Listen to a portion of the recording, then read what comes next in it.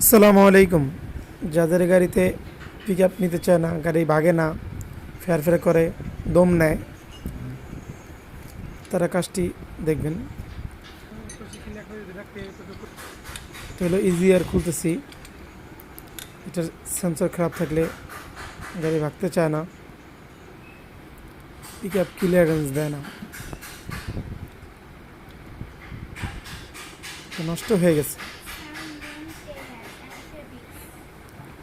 এখন timing sensor খুলবো। এটার কারণে গাড়ি স্টার্ট হতে চায় না। অনেকেই বলে ভাই গাড়ি স্টার্ট হয় না, সেলফ মারতে মারতে মারতে মারতে 5-6 বার মারার পরে দেখা যায় স্টার্ট হয়।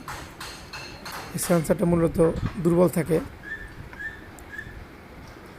নতুন ইজিআর আনা হয়েছে, আমরা এখন এটাকে লাগাবো।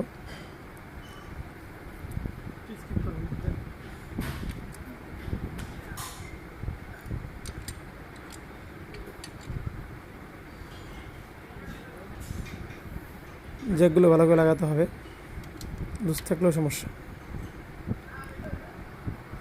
নতুন টাইমিং সেন্সর রিকন্ডিশন আর কি, নতুন তো হয় না। জ্যাকটা ভালো করে লাগাইতে হয়, সেন্সিটিভ জ্যাক লাগতে চায় না।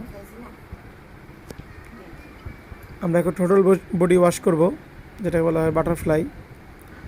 এটার কারণে গাড়ি নকিং করে, কাঁপাকাঁপি করে জ্যামে। অনেকেই বলে ভাই গাড়িটার জ্যামে কাঁপে অনেক, এটার কারণেও গাড়ি কাঁপে, গাড়ি নক করে।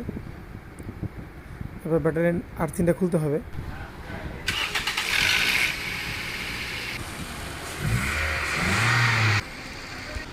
আলহামদুলিল্লাহ, গাড়িটা ওকে হয়ে গেছে।